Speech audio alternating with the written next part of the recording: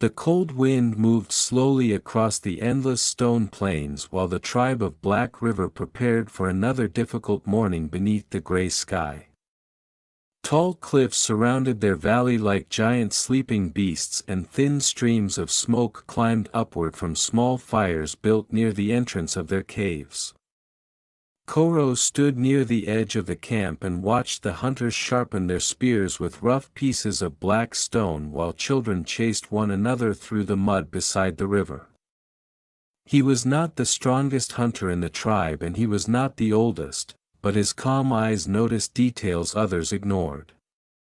He could see broken footprints in wet soil. He could hear distant animals before anyone else.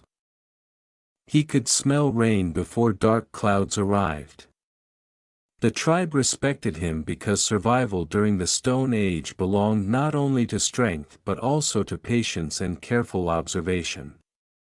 Koro's mother Nara sat beside the fire preparing roots and wild berries for the morning meal while the old storyteller Dogon painted symbols onto a cave wall using ash mixed with animal fat. Every symbol represented memory. Every line preserved knowledge for future winters. The tribe believed forgotten lessons became dangerous spirits hiding in darkness. Beyond the valley stretched forests filled with giant deer, thick-furred bison, and hidden caves no one dared explore alone. The tribe survived by following ancient routines passed down across generations. Men and women hunted together when food became scarce. Elders taught children how to shape tools from stone and bone. Fires remained alive every night because losing fire meant death during cold seasons. Koro often dreamed about lands beyond the mountains even though few people ever traveled far from the valley. One evening a strange cloud appeared in the northern sky. It looked darker than ordinary storm clouds and carried a faint red glow beneath it. The tribe gathered outside their caves and watched silently while distant thunder rolled across the horizon. Dogon whispered that the earth spirits were changing their path again. Some hunters became nervous because strange weather usually frightened away animals and caused rivers to flood. During the next morning Koro followed fresh tracks beside the river and discovered something unusual. Another tribe had crossed into their territory during the night. The footprints were smaller and lighter than expected. They belonged to people carrying woven baskets instead of heavy hunting weapons. Koro returned quickly and informed the elders. Fear spread across the camp because tribes often fought over food, water, and shelter. However, Dogon advised caution.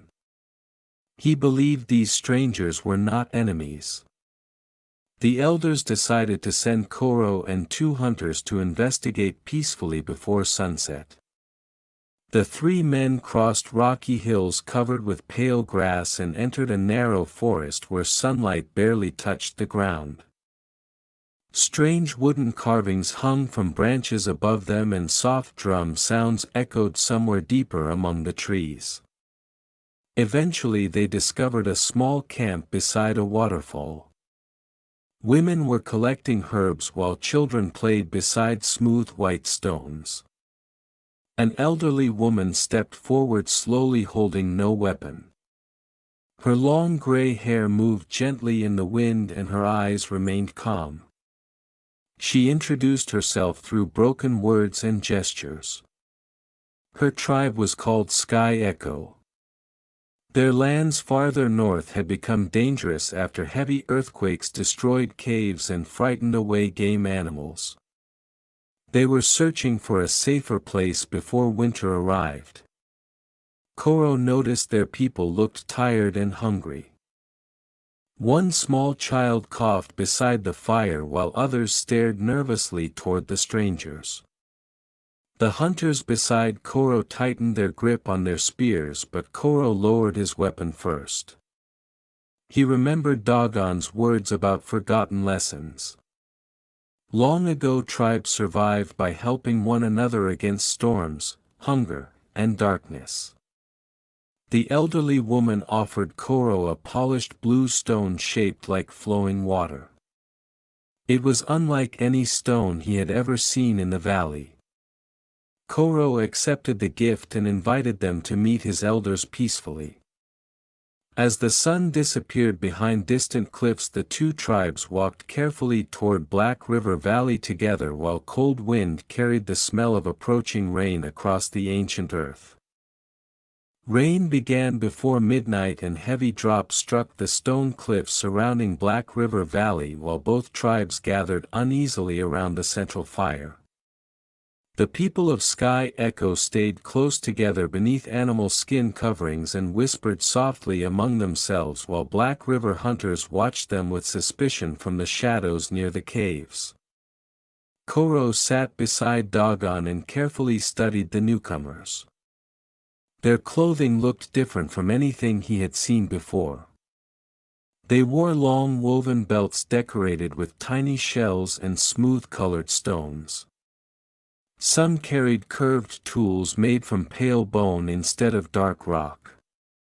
Even their fires smelled different because they burned dried herbs with the wood. The storm grew stronger and distant thunder rolled across the mountains like giant footsteps. Children from both tribes stared at one another in silence at first, uncertain whether they should feel fear or curiosity. Eventually one small girl from Sky Echo rolled a carved wooden toy across the ground toward the Black River children. After a moment of hesitation, another child pushed it back with a smile. The adults noticed this simple exchange and some tension quietly disappeared from the camp. Dogon rose slowly beside the flames and lifted his hands toward the dark sky. His voice remained calm despite the storm. He explained that harsh winters were approaching and survival would become difficult for every tribe living beneath the mountains. Food had already become scarcer during recent seasons. Rivers no longer followed familiar paths and strange earthquakes had begun shaking distant lands. The old storyteller believed nature itself was changing. Some hunters argued against allowing outsiders to remain in the valley because resources were limited.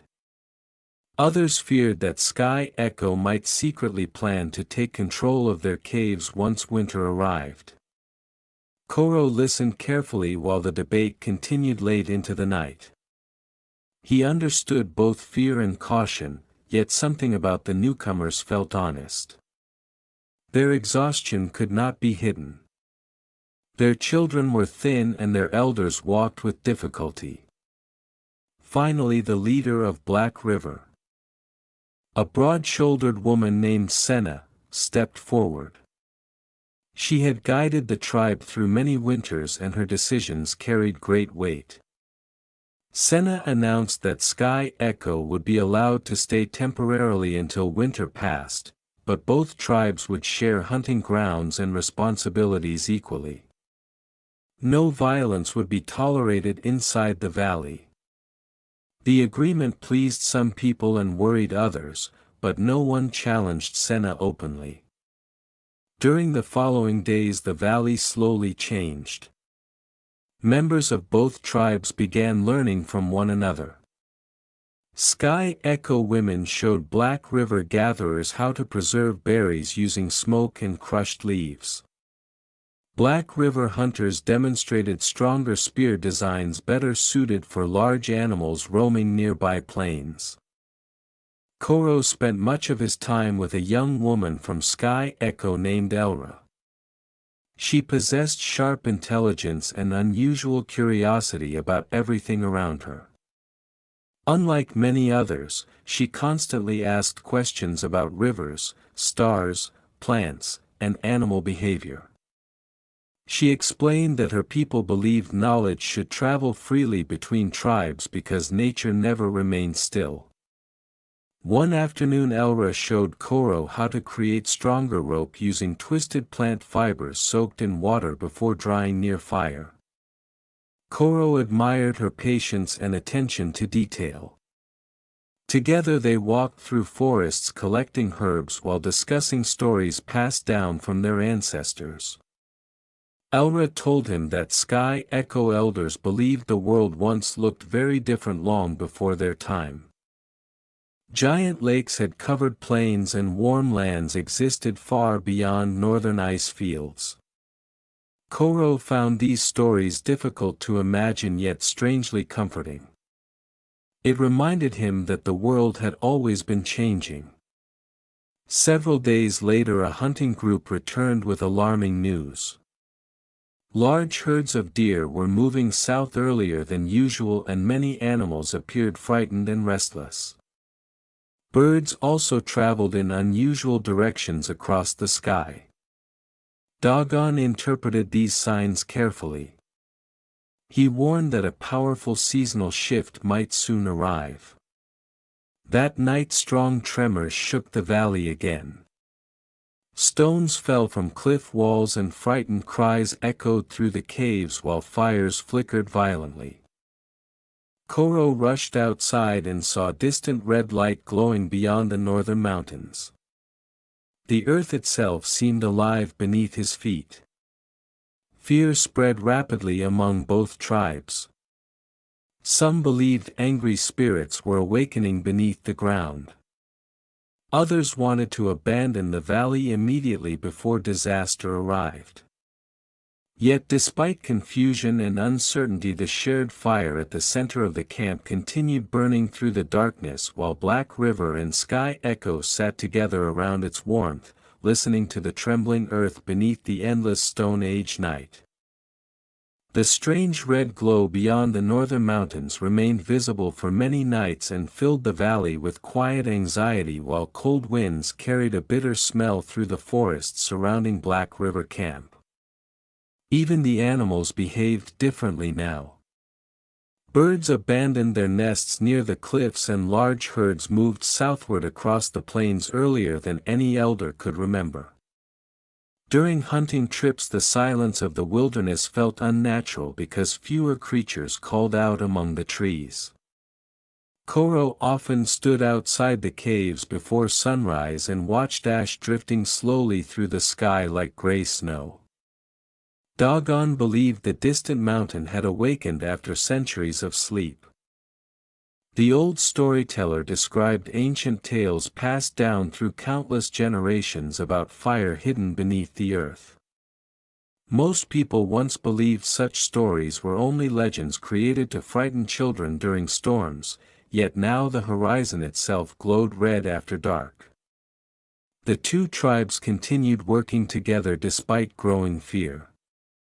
Sky Echo members helped strengthen cave entrances using heavy wooden supports while Black River hunters gathered extra food before deep winter arrived. Senna organized larger hunting groups because uncertainty about the coming months worried everyone. Elra spent much of her time teaching children from both tribes how to weave storage baskets and preserve herbs. Her calm voice soothed frightened minds during tense evenings around a shared fire. Koro admired the way she never allowed fear to control her actions. One afternoon Koro, Elra, and several hunters climbed high cliffs overlooking the northern lands hoping to better understand what was happening beyond the mountains. The journey took many hours through narrow stone paths and frozen streams. When they finally reached the summit they stopped in stunned silence. Far away beyond dark forests stood an enormous mountain releasing thick black smoke into the sky. Red rivers of glowing fire flowed slowly along its slopes while clouds above it flashed with strange light. The earth trembled faintly beneath their feet even from such great distance. None of them had ever witnessed anything similar. Elra whispered that the world itself seemed wounded.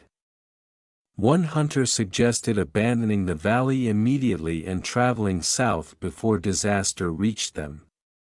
Another argued that winter would kill them long before any distant mountain could. Koro remained silent while studying the horizon carefully. He noticed birds flying away from the burning mountain in endless streams and dark ash spreading farther each day across the sky. Nature clearly warned of approaching danger. As the group prepared to descend the cliffs, they discovered fresh tracks in the snow nearby. A third tribe had recently crossed the mountains heading south. The footprints showed signs of panic. Some people had clearly been running while carrying children and supplies. Broken tools and abandoned baskets lay scattered along the rocky trail. Koro found this more disturbing than the distant fire itself because it meant entire tribes were fleeing their homelands. When they returned to Black River Valley that evening, the camp gathered around eagerly to hear what they had seen. Fear spread quickly after Koro described the burning mountain. Several families wanted to leave immediately while others insisted the caves remained safer than unknown southern lands. Arguments continued late into the night until Senna finally demanded silence. She reminded everyone that panic destroyed judgment faster than hunger or storms. Dagon then proposed sending scouts southward to search for safer territory before making any final decision. The tribes agreed reluctantly. Over the next several days, preparations began carefully. Strong hunters shaped new spears and packed dried meat into leather bags. Women prepared medicines from herbs collected before snow covered the valley completely. Children were instructed to stay close to the caves because strange tremors still shook the earth unexpectedly. One evening, while Koro gathered firewood beside the river, Elra approached quietly carrying the polished blue stone her grandmother had once given him. She explained that Sky Echo believed such stones symbolized survival during times of great change. According to her people, rivers always found new paths even after mountains collapsed. Koro turned the smooth stone slowly in his hand while watching gray ash drift across the darkening sky. For the first time he truly understood that the Stone Age world surrounding them was changing forever and no tribe could remain untouched by what approached from the north. The decision to leave Black River Valley arrived sooner than anyone expected after a violent earthquake shook the cliffs before dawn and caused part of the northern cave wall to collapse into the river below. Huge stones crashed into the water while frightened voices echoed through the camp. No one died during the collapse, yet the message from the earth could no longer be ignored. Ash now covered the valley almost every morning and the sun appeared weak behind endless gray clouds. Senna gathered both tribes beside the shared fire and announced that they would travel south together before winter deepened further. Some people wept quietly while collecting their belongings because the valley had sheltered generations of their ancestors.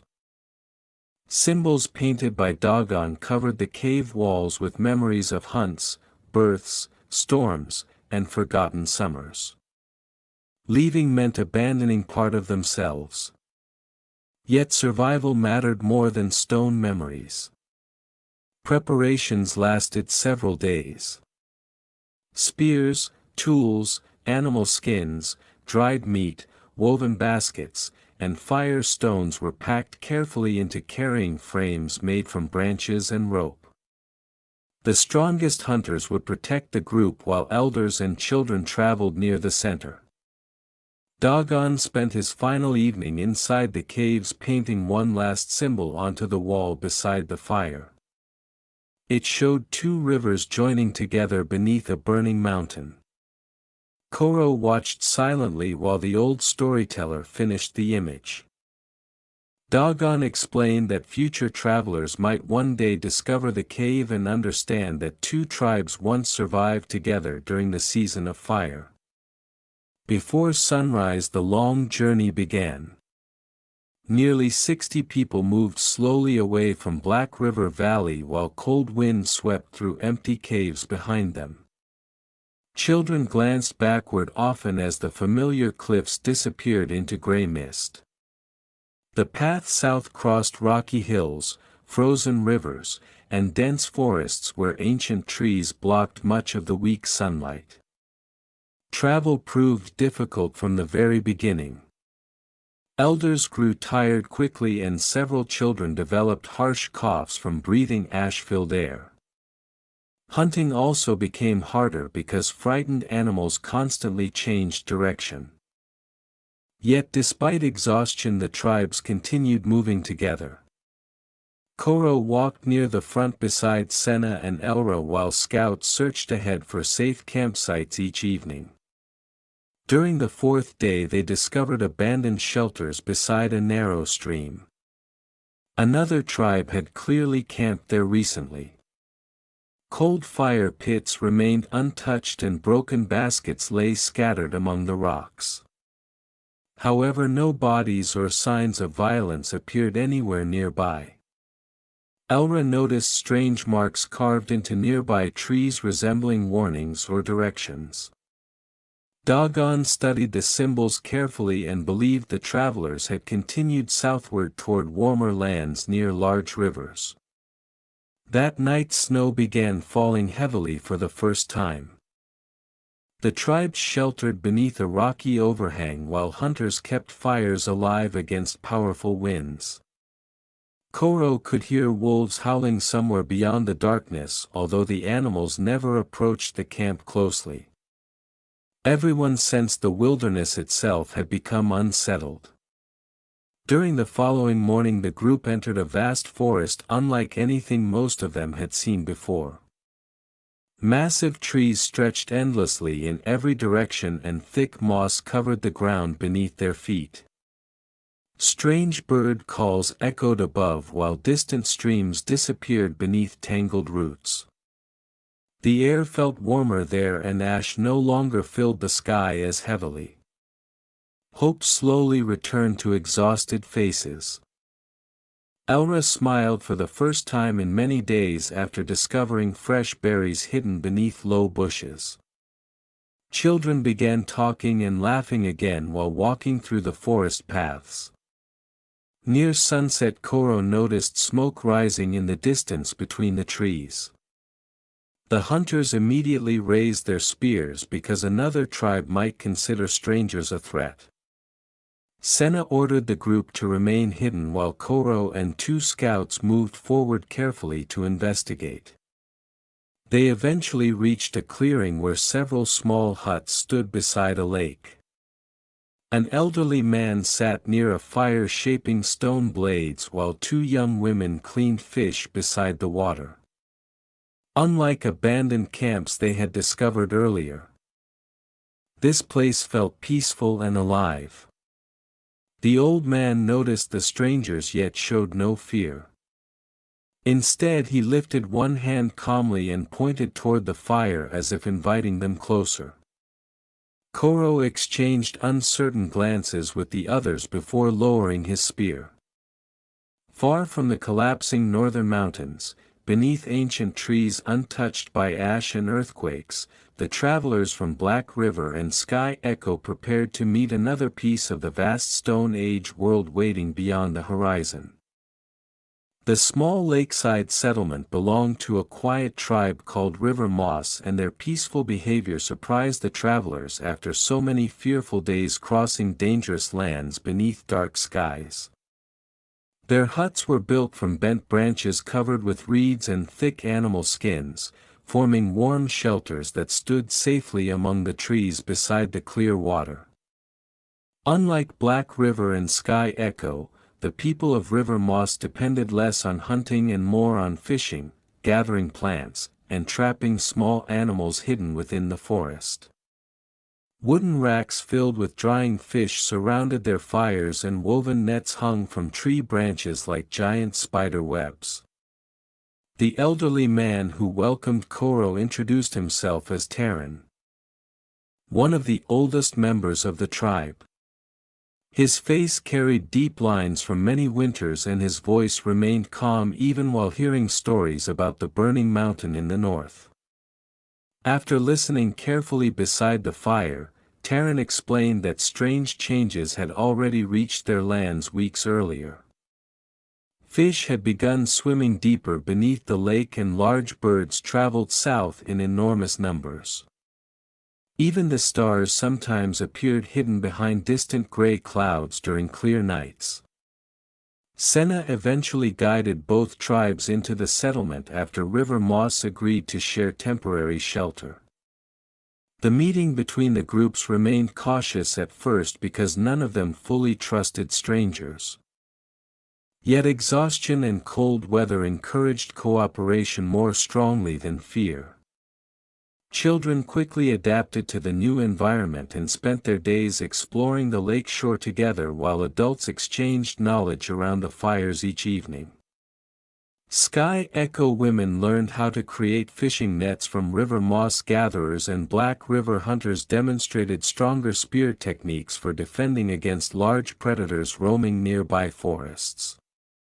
Koro noticed that each tribe possessed different strengths shaped by their lands and experiences. Survival during the Stone Age depended not only upon power but also upon learning from others. Over the following days the travelers slowly recovered from their difficult journey southward. Warm food became more plentiful and fresh water from the lake tasted cleaner than the rivers beneath the ash-filled northern sky. Elra especially enjoyed speaking with river moss healers because they possessed deep knowledge of forest plants and natural medicines. She spent long hours collecting herbs beside the lake with a young healer named Sela, learning which leaves eased fever and which roots reduced pain. Koro often accompanied them during these walks and quietly admired how easily Elra connected with unfamiliar people. One evening after sunset Taran gathered the tribes beside the largest fire and shared an important story passed down through generations of river moss elders. According to their ancestors, the world experienced great changes many lifetimes ago when endless ice once covered northern lands. Tribes survived by moving constantly and adapting to new rivers, forests, and animals. Taran believed another age of change had begun now. The burning mountain represented only one sign among many. Rivers shifted. Winters arrived differently. Animals followed unfamiliar paths. Nature itself was reshaping the world once again. Some listeners became frightened by his words while others listened with thoughtful silence. Koro felt both emotions at once. During the next morning scouts returned with troubling news from farther north. Thick ash clouds continued spreading across the horizon and several forests near the mountains had already died beneath layers of gray dust. Entire animal herds were fleeing southward through narrow valleys, creating dangerous chaos along migration routes. Taran advised the combined tribes not to remain beside the lake permanently because too many displaced people and animals would soon pass through the region searching for food and shelter. Senna understood the danger immediately. Although River Moss had welcomed them kindly, survival would become difficult if resources grew limited during winter. The leaders of all three tribes gathered together and discussed possible paths farther south where climate remained warmer and rivers larger. Some river moss families even considered joining the journey after hearing descriptions of the destruction spreading across northern lands. That night Koro sat alone beside the lake while moonlight reflected softly across the dark water. Elra joined him quietly carrying two small cups carved from bone filled with warm herbal drink. They spoke little at first while listening to distant owl calls echo through the forest. Finally Elra admitted she no longer feared leaving old lands behind because she realized home was not simply caves or rivers. Home existed wherever people protected one another and shared knowledge through difficult times. Koro looked across the calm lake and understood her words deeply. Far from the burning mountain, among strangers who had become allies, the scattered tribes of the Stone Age were slowly becoming something new together. Winter arrived slowly across the southern forests, yet the air near the lake remained far gentler than the freezing winds of the northern valleys left behind weeks earlier. Frost covered the ground during mornings and thin ice formed near the edges of quiet streams, but animals still moved through the forests and fish remained plentiful beneath the dark waters. Despite this temporary safety, the leaders of Black River, Sky Echo, and River Moss understood they could not remain forever beside the lake. More travelers had begun passing through the region carrying stories of ruined caves, poisoned rivers, and forests buried beneath ash. Entire tribes wandered south searching for food and warmer lands. Some arrived exhausted and frightened while others avoided contact completely, disappearing silently among the trees after stealing supplies during the night. The world beyond the forest was growing unstable.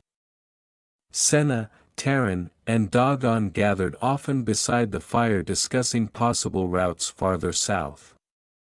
According to River Moss hunters, a massive river flowed beyond the endless forests several weeks away.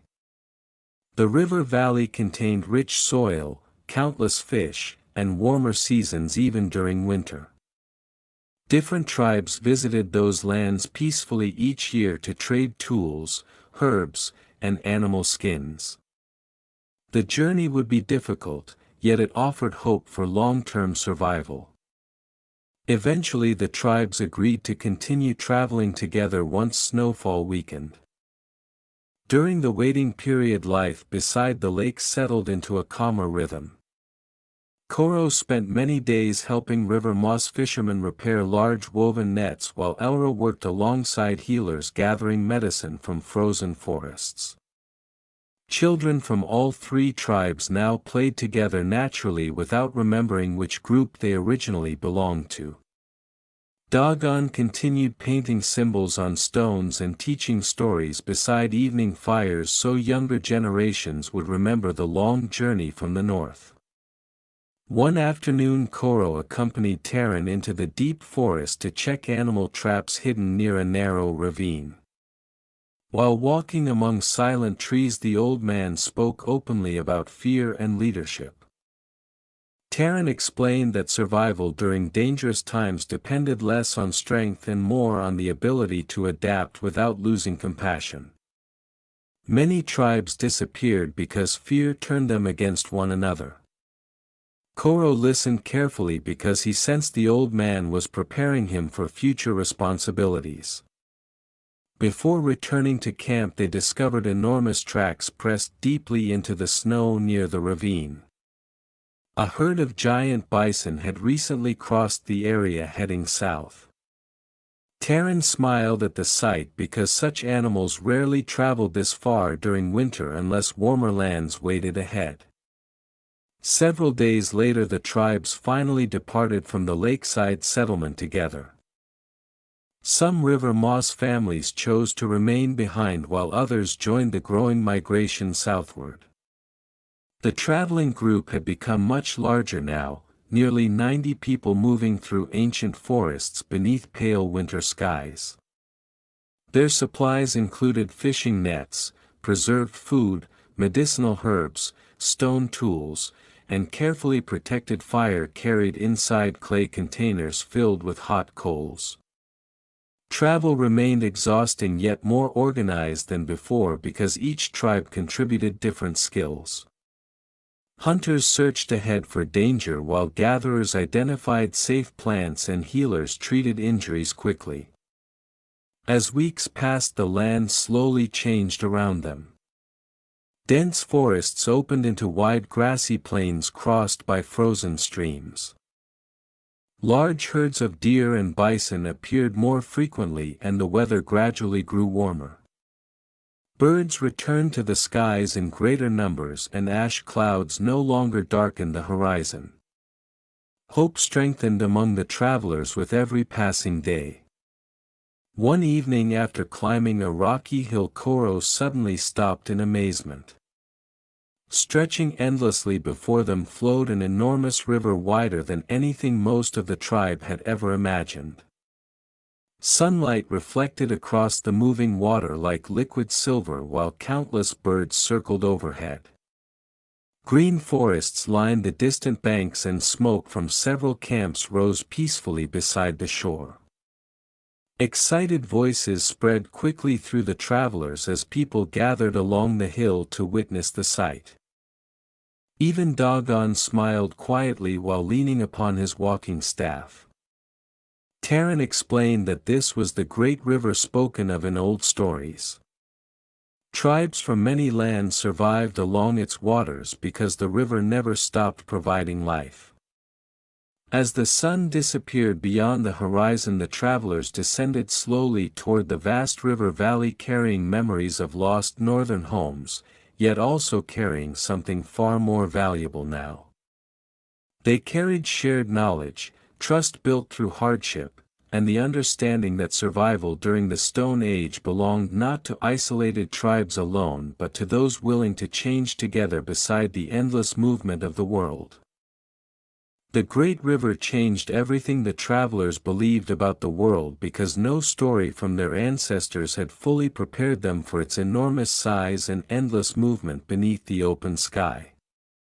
Water stretched farther than the eye could follow, and its steady roar filled the valley day and night like the breathing of some ancient living creature.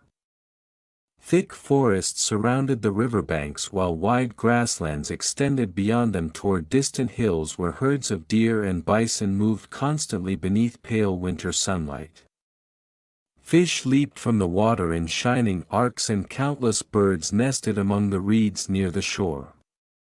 After months of ash, fear, and wandering, the valley felt alive in a way none of them had experienced before. As the tribes moved closer to the river, they discovered signs that many other people already lived there. Smoke columns rose from distant camps and narrow footpaths crossed the grasslands in every direction. Wooden boats rested beside muddy banks while strange symbols painted on stones marked certain trails and gathering areas. Although some travelers became nervous about meeting unknown tribes, Taran explained that the great river had long served as a place where many groups survived together by sharing resources and respecting ancient agreements.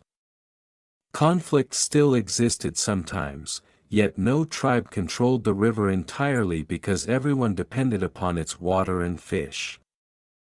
During the first evening near the river, the travelers built camp beside a grove of tall trees overlooking a calm section of water.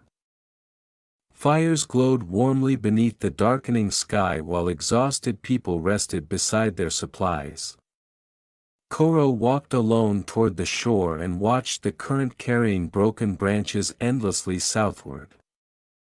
The river reminded him of Elra's words beside the lake. Nothing in the world remains still forever. Every path continued moving whether people feared change or not. Elra soon joined him carrying several smooth stones collected from the riverbank. She smiled quietly and admitted she had never imagined surviving long enough to reach such a place after leaving the burning north. Koro noticed how different everyone seemed now compared to the frightened travelers who first fled Black River Valley. Hardship had transformed them. The following morning, several unfamiliar hunters approached the camp peacefully carrying long fishing spears and woven reed shields. Their clothing differed greatly from the northern tribes because they wore lighter animal skins decorated with colorful bird feathers and river shells. Senna, Taran, and Dogon greeted them carefully while offering dried meat as a sign of respect. Through gestures, broken words, and shared symbols scratched into the dirt, both groups slowly communicated. The newcomers belonged to a tribe called Long Water, and they invited the travelers to visit a large seasonal gathering taking place farther downstream. According to the hunters, many tribes met there during winter to exchange knowledge, arrange partnerships, and celebrate survival beside the river. The idea amazed Koro because he had never imagined so many different people living peacefully within one region. Several days later, the combined tribes followed the river southward toward the gathering place. Along the journey they passed many camps built beside the water. Some tribes specialized in fishing while others crafted tools from rare stones collected far away. Certain groups traveled constantly using narrow boats carved from giant tree trunks. Children from different tribes played together along the riverbanks while elders exchanged stories beside shared fires. Everywhere Koro looked he saw evidence that survival became easier when knowledge traveled freely between people. Eventually the travelers reached a massive open field beside the river where hundreds of people had gathered beneath temporary shelters made from wood, reeds, and animal skins. Smoke rose from dozens of fires while voices, music, laughter, and drumbeats filled the cold air.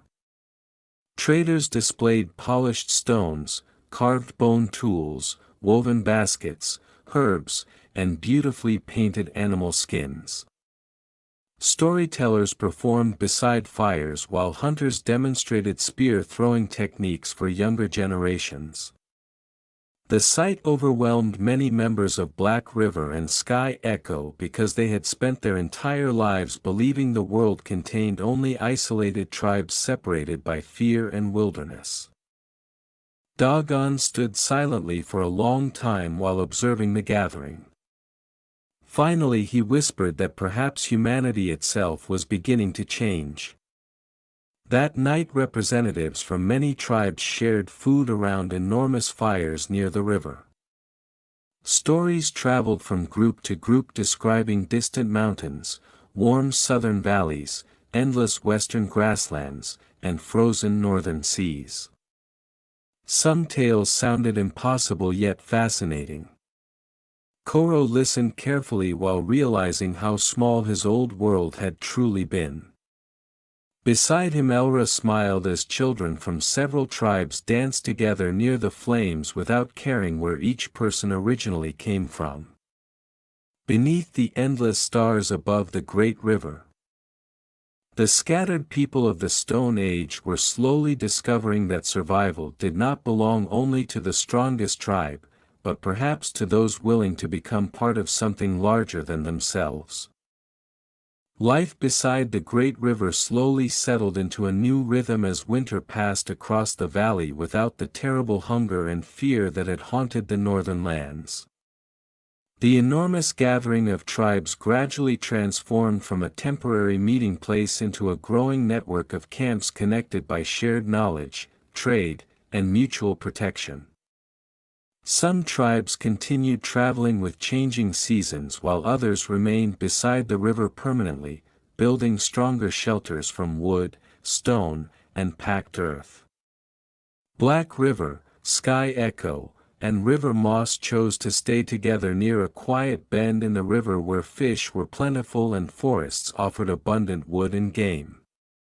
For the first time since leaving the north, people no longer woke each morning expecting disaster. Days became filled with work, conversation, learning, and cautious hope. Koro noticed how quickly ideas spread between tribes beside the river. Hunters exchanged improved spear designs while gatherers taught one another how to identify plants growing in unfamiliar climates. Certain tribes created sharper blades from rare black stone carried from distant mountains while others specialized in weaving waterproof baskets from river reeds. Even storytelling changed because travelers brought tales from lands no one else had seen. Around the fires each evening people spoke of endless deserts beneath burning suns, giant forests where rain never stopped, An ocean so vast that water stretched beyond the horizon forever. The world suddenly felt far larger and more connected than Koro had ever imagined during his childhood inside the caves of Black River Valley. Elra became deeply involved with several healers living along the river and spent much of her time learning new methods of preserving food and treating sickness. She discovered ways to grind dried herbs into fine powders that remained useful through entire winters. Sela from River Moss taught children how to create clay containers hardened beside fire for storing water and grain. Meanwhile, Dogon traveled frequently between camps exchanging stories and symbols with elders from distant tribes. He became fascinated by how different groups recorded memories using carvings, painted stones, and woven patterns. One evening he told Koro that humans survived not only because they hunted or built fires but because they remembered and shared knowledge across generations. Memory itself had become one of humanity's greatest tools. As spring approached, the river valley transformed beautifully. Snow melted from the grasslands and countless flowers covered the hills beside the water. Herds of animals returned northward while birds filled the skies with constant movement and sound. Children born during the difficult migration now crawled and laughed beside warm fires without understanding how close their families once came to disaster. New friendships formed between tribes that had once feared strangers completely. Several families even began building larger shared shelters instead of separating according to their old tribal identities. Senna observed these changes carefully. Although she remained proud of Black River traditions, she understood that survival beside the great river required cooperation unlike anything their ancestors had known before. One afternoon, a large meeting gathered beside the river where leaders from many tribes discussed future challenges.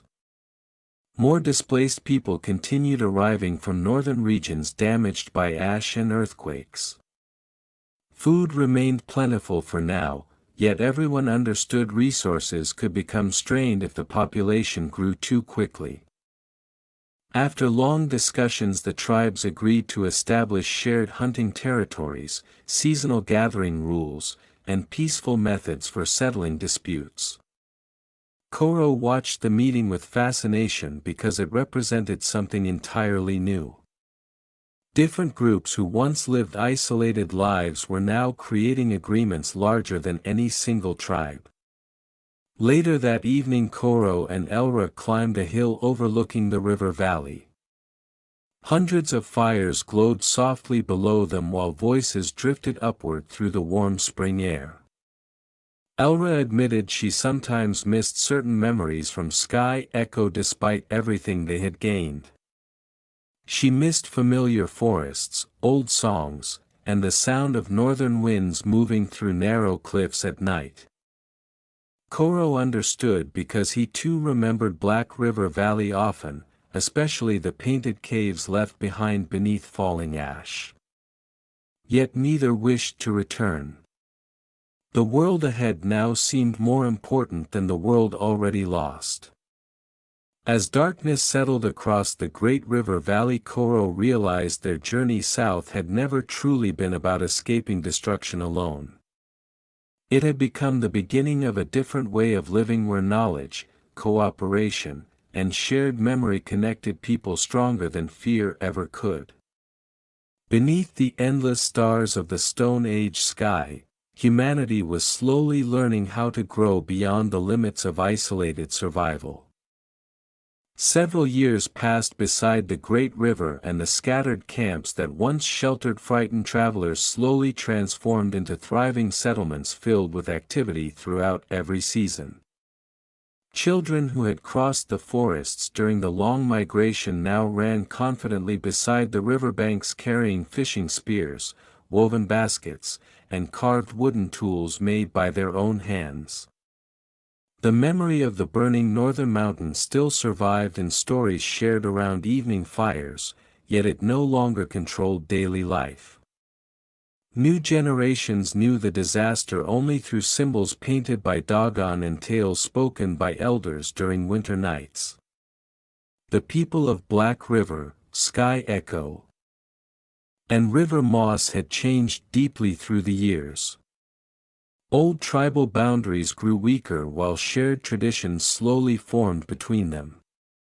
Shelters became larger and stronger because different groups combined their knowledge. River moss techniques for building with reeds and flexible branches mixed with Black River stonework and Sky Echo weaving skills.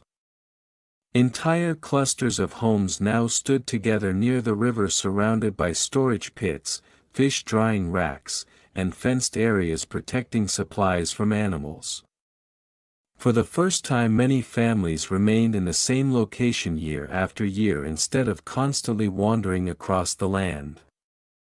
Koro often walked through the growing settlement at sunrise, observing how much the world had changed since leaving the northern valley. People no longer focused only on immediate survival. Some specialized in shaping tools while others became skilled fishermen, healers, storytellers, or builders. Knowledge passed faster between generations because so many tribes lived closely together. Children learned several languages and customs naturally while playing beside the river. Even disagreements between groups were now solved through meetings instead of violence whenever possible. The great river had taught them that cooperation created strength greater than fear. Elra became one of the most respected healers among the settlements. People traveled from distant camps seeking her knowledge of herbs, fevers, wounds, and childbirth. She carefully taught younger apprentices because she believed wisdom lost with one person weakened everyone.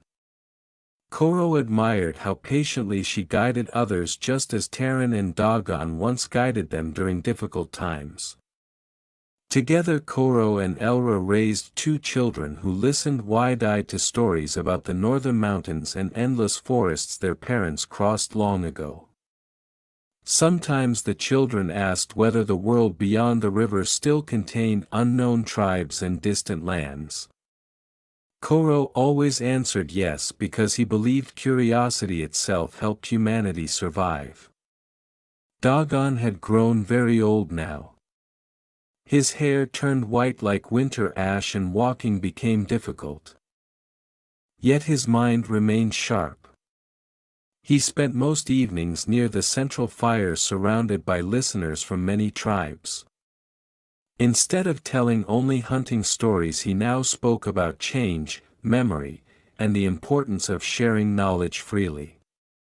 He reminded people that their ancestors survived not because they feared strangers but because they learned from one another when the world changed unexpectedly. Many younger storytellers began copying his painted symbols onto stone tablets and cave walls near the settlement so future generations would remember their history. One summer, enormous flood struck parts of the river valley after weeks of heavy rain in distant northern lands. Water destroyed several camps built too close to the shore and many families lost supplies. Yet unlike the isolated tribes of earlier years, the settlements responded together quickly. Hunters rescued stranded families using wooden boats while healers organized food and shelter for those affected. Builders worked side by side strengthening riverbanks with stone and timber. The disaster proved difficult but also revealed how powerful cooperation had become among the river people. After the floods ended, the leaders gathered and decided to build permanent meeting grounds on higher land where all tribes could share resources during future emergencies. That decision marked another quiet transformation.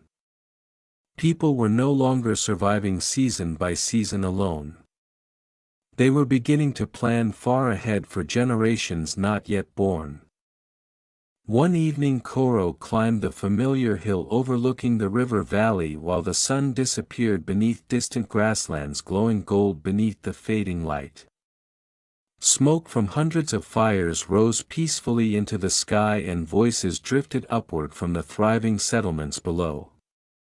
Elred joined him silently and together they watched children running between shelters carrying laughter through the warm evening air. Koro remembered the frightened young hunter who once stood beneath falling ash near the caves of Black River Valley. That world felt impossibly distant now. The Stone Age people beside the great river were still hunters, gatherers, and travelers beneath the endless sky. Yet something important had changed within them. They were no longer merely surviving the world. Slowly, patiently, together, they were beginning to shape it. Many more seasons passed beside the great river and the settlement continued growing until travelers from distant lands began referring to it not as a temporary gathering place but as the heart of the river. Fires burned there every night of the year and smoke rose constantly into the sky above hundreds of shelters built along the hills overlooking the water. Children born beside the river became adults who had never seen the northern ash or the burning mountain with their own eyes. To them the ancient migration sounded almost like legend, yet the memories remained alive through painted symbols, carved stones, songs, and stories repeated beside countless fires. The people understood that forgetting the past could make them weak again. Koro had become one of the respected elders of the settlement. His dark hair slowly turned gray and deep lines appeared around his eyes from years beneath wind, snow, and sunlight. Yet he still walked the riverbanks every morning before sunrise listening to the movement of water and watching birds rise above the reeds. He often thought about how much the world had changed during a single lifetime. When he was young his tribe feared strangers and rarely traveled beyond familiar valleys. Now dozens of tribes exchanged knowledge beside the great river peacefully. People traded rare stones, herbs, tools, stories, and ideas across enormous distances. Hunters understood the migrations of animals better than ever before. Healers preserved medicines through winter seasons. Builders created stronger shelters capable of surviving floods and storms. Even language itself had changed as words from different tribes mixed together over generations. Elra remained beside him through every season. Together they watched their children become skilled adults with families of their own. Their daughter became a gifted storyteller who painted detailed histories upon cave walls near the settlement. Their son traveled often between distant camps along the river teaching others improved fishing and building techniques learned from many tribes. Koro sometimes realized that the greatest change was not visible in tools or shelters but within people themselves. Fear no longer controlled every meeting between strangers. Curiosity had slowly become stronger than suspicion. One autumn evening the entire settlement gathered near the central fire to honor Dogon after his peaceful death during the previous night.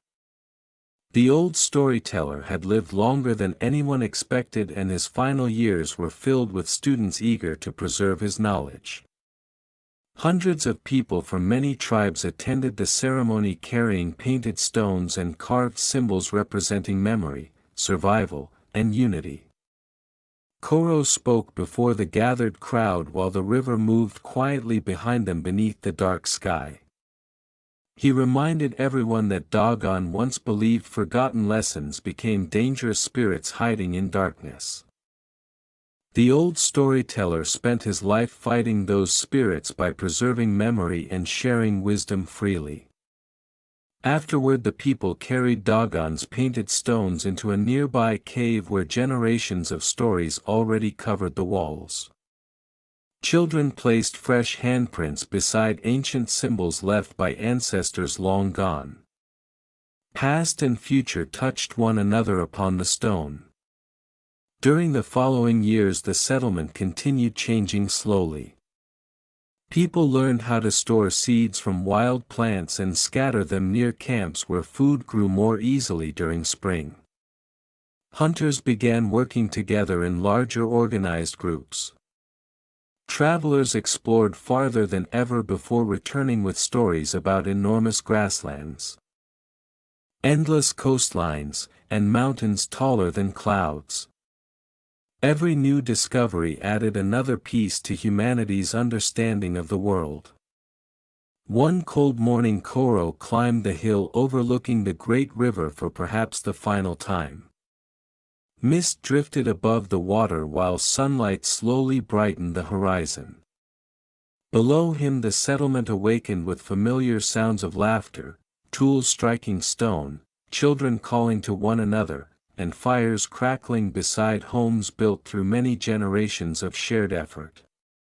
He remembered the frightened young tribes who once fled the north believing only survival mattered. None of them could have imagined what their cooperation would eventually create. Elred joined him quietly and together they watched the first light spread across the endless river valley. The world remained dangerous and unpredictable just as it always had been. Storms would come again. Rivers would change course. New hardships would arrive for future generations. Yet humanity had discovered something powerful during those long journeys through ash, fear, forests, and cold nights beside uncertain fires. People survived best when they shared knowledge instead of hiding it. They grew stronger when they protected one another instead of living only for themselves. Beneath the first dawn of a changing world, beside the endless movement of the great river, the people of the Stone Age stepped quietly toward the beginning of something greater than survival alone.